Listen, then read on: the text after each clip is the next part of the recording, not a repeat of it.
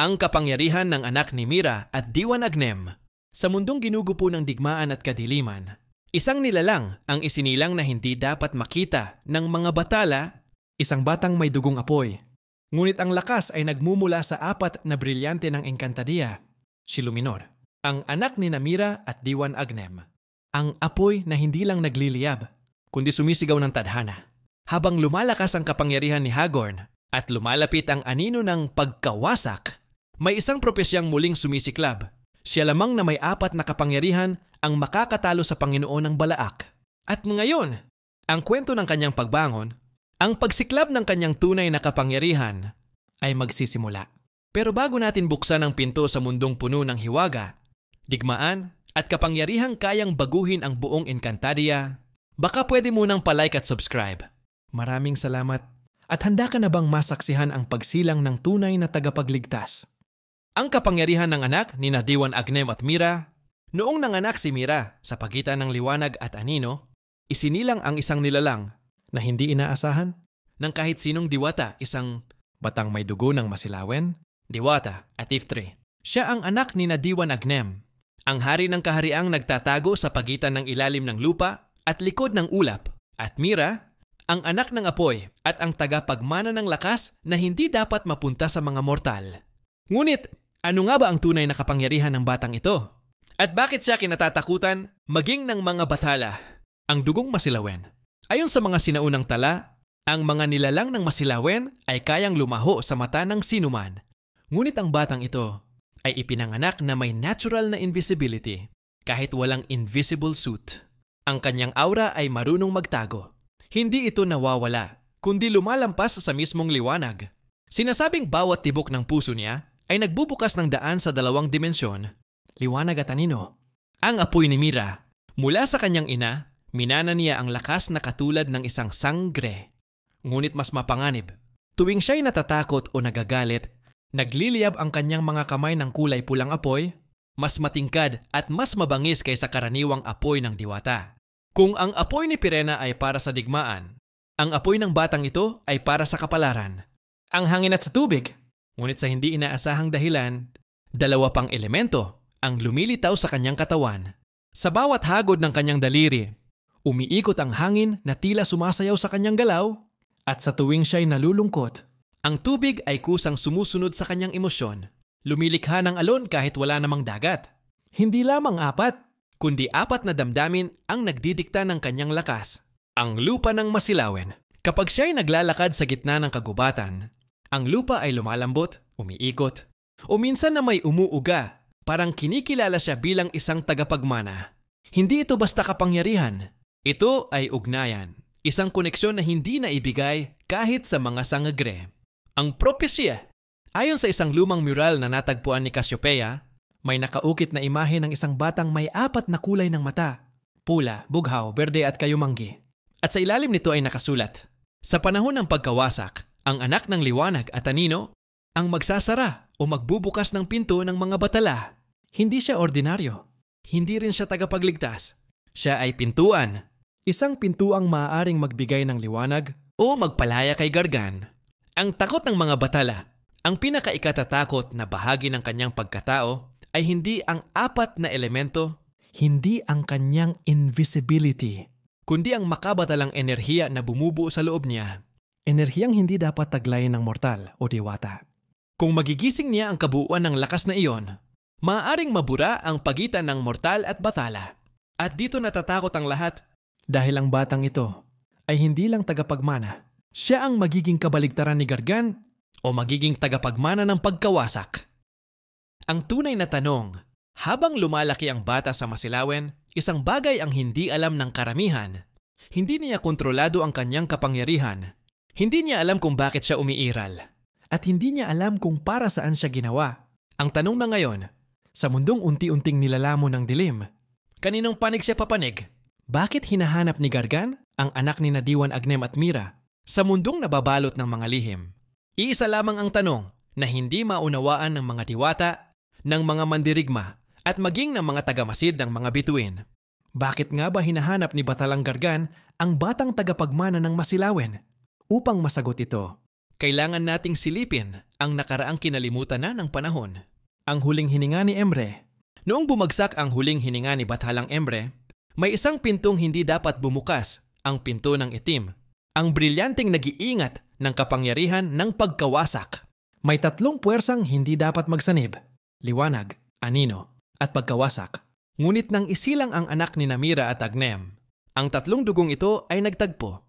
At doon nagsimulang gumalaw ang itim. Isang pagyanig, isang halinghing sa kawalan, isang sigaw na hindi dapat marinig. Ang sumpang dugo. Ayon sa sinaunang kasulatan ng Devas, may isang hula na sinadyang itago ng mga bathala. Ang batang may 4 na elemento ay magiging hawla ng isang bathala. Isang hawla na kayang bumukas mula sa loob. Isang katawan na maaaring paglagyan ng puwersa ni Gargan. O hindi si Gargan ang naghahanap ng bata, kundi ang brilyanteng itim mismo. Ito ang dahilan kung bakit nararamdaman ni Aurea ang lamig sa kanyang dibdib. Ito ang dahilan kung bakit sumusunod sa kanya ang mga anino. At ito ang dahilan kung bakit natutunaw ang lupa sa bawat galit niya. Ang mga elementong nagiging sunong. Kapag pinagsama-sama ang 4 na elemento, lupa, tubig, hangin, apoy, nagkakaroon ito ng isang bagay na hindi kayang pigilan ng mortal. Enerhiya ng anito. Isang uri ng buhay na nakaugnay sa pinakaunang batalang nilikha, si Gargan. Sa bawat paglitaw ng lakas ng bata, gising si Gargan. Sa bawat tibok ng puso niya, tumitibok ang mga anino. Sa bawat galaw niya, gumagalaw ang mga nilalang ng kadiliman. Ang hinahanap ni Gargan, hindi kagaya ng iba pang bathala, si Gargan ay hindi naghahanap ng tagapagmana. Naghahanap siya ng sisidlan. Isang katawan na sapat ang lakas upang hindi matunaw. Kapag ipinasa niya ang kapangyarihan ng itim, isang katawan na may 4 na elemento, ang tanging kayang sumalo ng enerhiya ng pagkawasak ng hindi nababasag. Ang katawan ng bata ay maaaring maging instrumento ng pagkawakas ng Encantadia. Ang tunay na takot ng Cassiopeia. Ang dahilan kung bakit pinoprotektahan ni Cassiopeia ang bata ay simple. Nakikita niya ang 2 kapalaran. Kapalaran A, siya ang magiging pinakamalakas na mandirigma ng bagong henerasyon. Siya ang magtatapos sa sumpa ng Iftri at Masilawen. Siya ang magiging liwanag ng 4 na mundo. Kapalaran B, siya ang magbubukas ng huling pintuan ng itim. Siya ang magiging katawan ni Gargan. At siya ang magiging anak ng pagkawasak. At ang pinakamasama, parehong posibleng mangyari. Ang pag-ibig na hindi inaasahan. Sa mga mata ni Gargan, ang bata ay hindi tagapagligtas. Isa siyang kandila na pwedeng pag-apuyan ng apoy ng bathalang itim. Ngunit sa mga mata ni Namira at Agnem, anak nila siya, hindi sandata, hindi propesya, hindi sisidlan, isang anak. At sa pagitan ng pag-ibig ng magulang at gutom ng isang bathala, nagsisimula ang digmaang hindi pa nasisilayan sa Encantadia. Ang papalapit na hapon ng digmaan, habang lumalakas ang bata, habang mas nagiging malinaw ang kanyang 4 na elemento, lalong nakakawala ng kapangyarihan sa ilalim ng lupa. At sa bawat paguga, nakangiti si Gargan mula sa kailaliman. Halika, anak ng 3 dugo. Ako'y naghihintay. Kasaysayan ng Encantadia. Walang lihim ang hindi nabubunyag sa mata ng mga batala. Ngunit may isang panahon, isang pambihirang sandali, kung saan nalinlang maging ang mga nilalang na tagapagbantay ng Sansinukob. Ito ang kwento kung paano itinago ng mga Masilawen ang anak ni Diwan Agnem at Mira, ang batang pinaghalo-halong dugo, kalahating Iftre, kalahating Nimfas at kalahating Masilawen, isang nilalang na nagtataglay ng kapangyarihang kayang baguhin ang balanse ng daigdig, ang panganib na di makikita ng karaniwan. Sa likod ng mga ulap, nagsisinagan ang mga mata ng mga batala.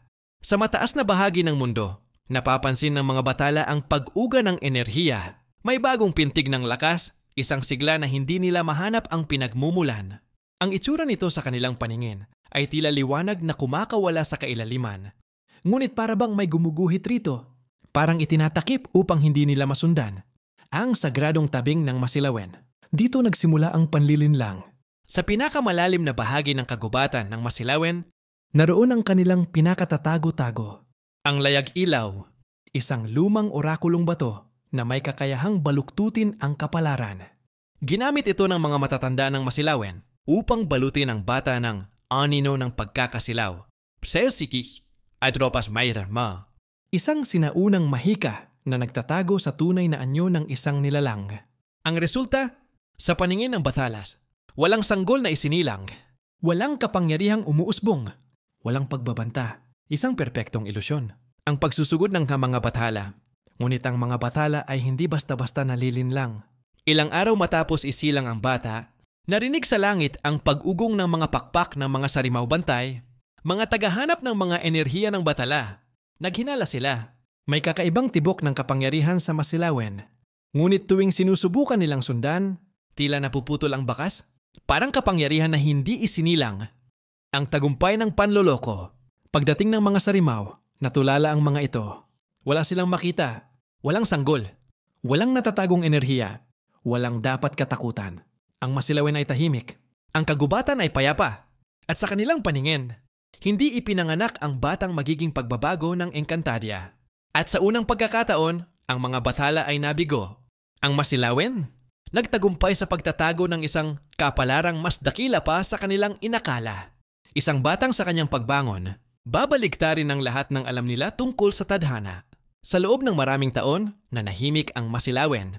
At ang batang itinago sa anino ng selyong talinghaga ay lumaki na hindi alam ang tunay niyang pinagmulan. Ngunit sa lahat ng lihim, darating ang sandaling hindi na ito kayang pigilan ng kapalaran. At para sa batang ito, ang unang pagbangon ng kanyang kapangyarihan ay hindi nagsimula sa lakas, kundi sa takot. Ang gabing walang bituin. Ito ang gabing nagbukas ang unang selyo. Sa gitna ng masilawen, may gabing nawawala ang mga bituin. Isang palatandaang kinatatakutan ng mga matatanda. Isang gabing nagbabanta ng paggising. Habang natutulog ang bata sa isang kubong nakalubog sa liwanag ng mga alitaptap, bigla siyang nagising dahil sa isang puwersang humihila sa kanyang dibdib. Parang may umaalpas mula sa loob. Ang lupa sa paligid niya ay umuga ng bahagya. Ang mga alitaptap ay nawala at ang hangin ay lumamig na parang nag-iipon ng unos. Ang kagubatang nagiging bato. Hindi niya alam na siya ang sanhi. Sa paglakad ng bata palabas ng kubo, napansin niyang unti-unting nagiging kristal ang mga dahon at sanga. Hindi ito yelo, ito ay liwanag na tila ginawang bato. Ito ang likas na kapangyarihan ng dugong nimfas na ngayon pa lamang nagigising pagkatapos ng maraming taon. Ang bawat hakbang niya ay nagiiwan ng mga bakasyong binibitak ng enerhiya at ito ang unang beses na naramdaman ng masilawin ng lakas na matagal. Nilang itinago ang pagpuputok ng lakas. Sa gitna ng paglilito, biglang napaluhod ang bata. Mula sa kanyang likod ay tila may itim na aninong umahon, hugis kamay, hugis pakpak, hugis lakas na hindi niya maipaliwanag. Ito ang Ivtre na dugo, puwersang nauugat sa kadiliman, ang kapangyarihan ng ama niyang si Diwan Agnem. Pumunit ito sa hangin na parang pahina ng lumang papel.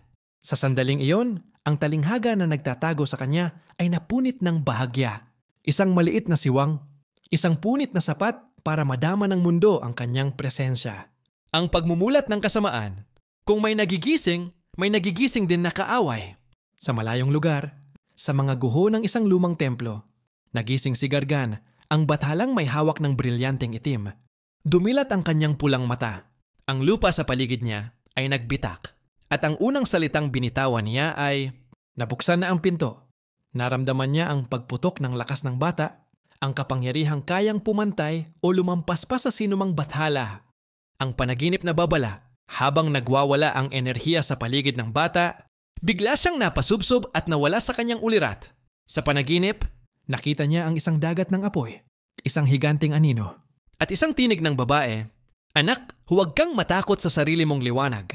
Ito ay si Mira, na kahit malayo, ay naramdaman ang paggising ng kanyang anak, ang pagkukulong ng kapangyarihan. Dumating ang mga matatanda ng masilawen. Gamit ang kanilang sagradong tungkod, nilapatan nila ang bata ng ikalawang selyo, isang pansamantalang preno upang hindi muna tuluyang magising ang lakas. Ngunit habang isinasara nila ang enerhiya, may isang putok ng liwanag ang tumagos pataas sa kalangitan.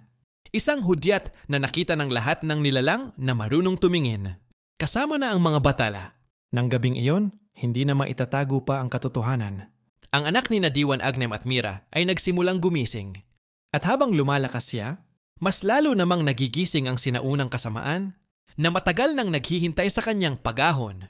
Matapos bumasag ang katahimikan ng masilawen, ang liwanag na sumiklab mula sa paggising ng bata ay umabot hanggang sa pinakamataas na antas ng kalangitan. At doon, sa luklukan ng mga nilalang na higit pa sa mortal, unang nagtipo ng mga batala, hindi upang magmasid, kundi upang maghabol. Ang pagpupulong sa itaas, narinig nila ang pintig ng kapangyarihang matagal ng pinagbabantayan. Sa dambuhalang bulwagan ng Devas, nagtipon ang mga batala sa ilalim ng kumikislap na ulap na gawa sa busilak na enerhiya. Si Batalang Cassiopeia, ang tagapagbalanse, ang unang nagsalita. May kapangyarihang gumising. Hindi ito batala, ngunit kayang pumantay sa atin. Umangat ang ulap sa gitna ng bulwagan. Ipinakita nito ang masilawen, naliligo sa mahiwagang liwanag.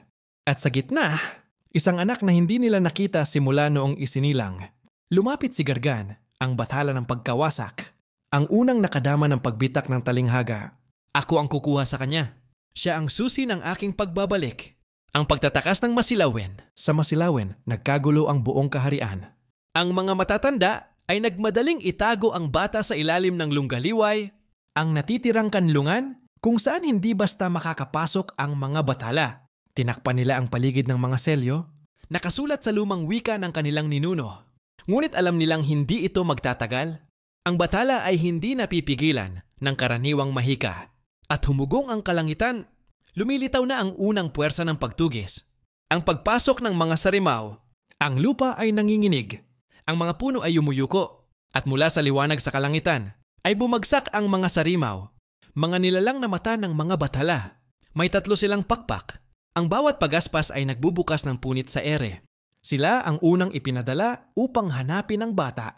Sa bawat lugar na madaanan nila, tumitigil ang oras sa loob ng ilang segundo. Isang senyales na malapit na sila sa kanilang pakay. Ang pagkalabas ng lakas ng bata, habang papalapit ang mga sarimaw, nanginig ang katawan ng bata. Ang unang selyo at ang pansamantalang selyo ay naglalaban sa loob ng kanyang kaluluwa. Bigla siyang napasigaw. Isang sigaw na tumago sa katahimikan ng buong kaharian. Mula sa kanyang dibdib ay lumabas ang isang pulso ng liwanag at anino, nagtulak sa mga sarimaw ng ilang milyang layo. Ito ang unang beses na nakita ng masilawen ang lakas na kayang magpabagsak ng mga nilalang mula sa langit. Ang pagbaba ni Gargan, sa gitna ng kaguluhan, biglang nagdilim ang mundo. Tumigil ang hangin, tumigil ang oras, at ang lupa ay parang huminto sa pag-ikot. Mula sa isang napakalaking anino ay bumaba si Gargan. Ang batalang may hawak ng brilyanteng itim. Sa kanyang paglapag, ang mga puno ay natuyot, ang lupa ay nagbitak, at ang apoy ay sumiklab ng walang pinanggagalingan. Narito ka pala, anak ng pinagbabawal na dugo. Sabi niya, habang ang kanyang pulang mata ay tila lumulunok ng liwanag. Ang pagtatangkang iligtas, ang mga matatanda ng masilawen ay humarang. Ginamit nila ang buong lakas ng kanilang sinaunang mahika, lumilikha ng malawak na dome ng liwanag.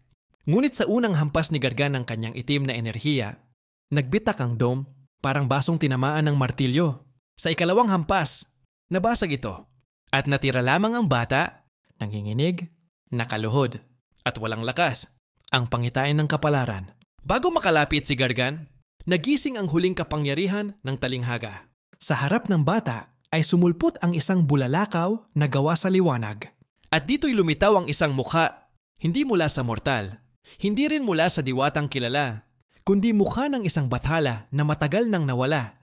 Ang tinig nito ay mababa, marangal at puno ng utos. Hindi pa oras, Gargan. Napatigil ang batala ng pagkawasak.